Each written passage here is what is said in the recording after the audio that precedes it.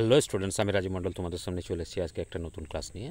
আজকের এই ক্লাসে যেটা ডিসকাস করতে যাচ্ছি সেটা হচ্ছে তোমাদের ক্লাস 11-এর সিলেবাসে থাকা স্টিল আই রাইজ যে কবিতাটি রয়েছে মায়া অ্যাঞ্জেলোর লেখা, সেই কবিতাটি থেকে একটি গুরুত্বপূর্ণ প্রশ্ন এবং তার উত্তর সম্পূর্ণরূপে ব্যাখ্যা করছি আমি তোমাদের সামনে।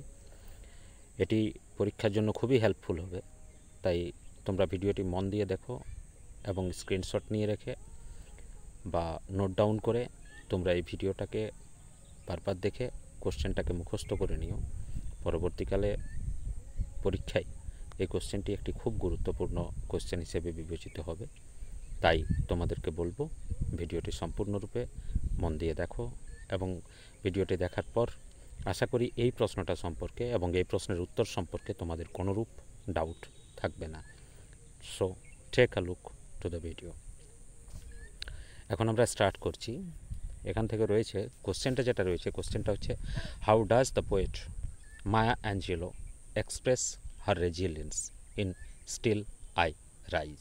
অর্থাৎ স্টিল আই রাইজ যে পদ্যটি রয়েছে, যে পোয়েমটি রয়েছে, সেই পোয়েমটির মাধ্যমে মায়া অ্যাঞ্জেলো অর্থাৎ কবি কিভাবে তার রেজিলিয়েন্স দেখিয়েছেন।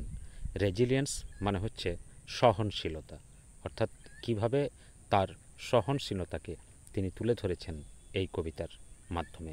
এই কবিতায় অনেকগুলি দিক রয়েছে, তার মধ্যে একটা গুরুত্বপূর্ণ দিক হচ্ছে রেজিলিয়েন্স।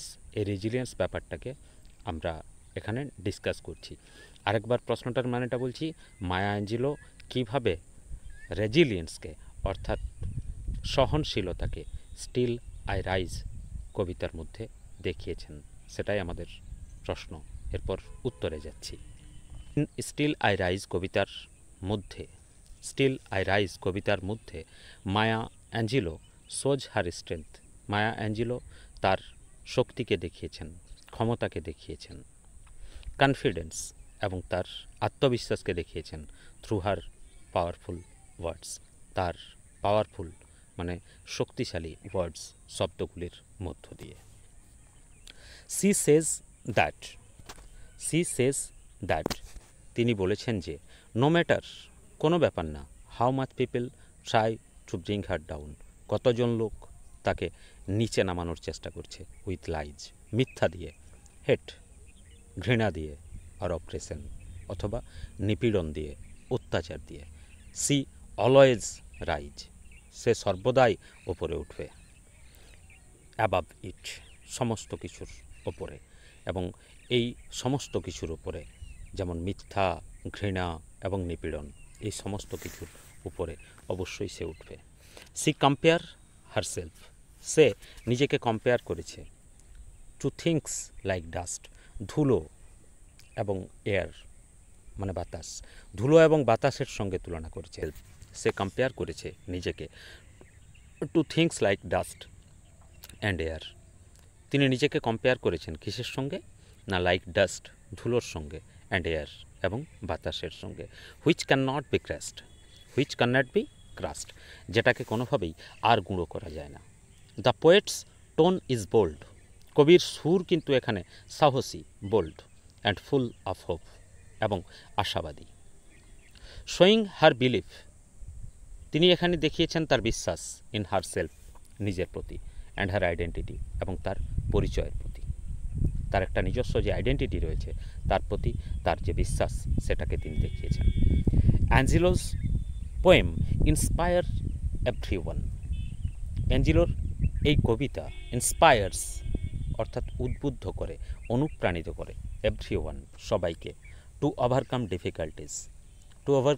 ডিফিকাল্টিস অর্থাৎ জটিলতাকে ওভারকাম করতে, অতিক্রম করতে, উইথ কারেজ, সাহসিকতা দিয়ে, ডিগনিটি, মর্যাদা দিয়ে, অ্যান্ড সেলফ রেসপেক্ট এবং আত্মশ্রদ্ধা দিয়ে।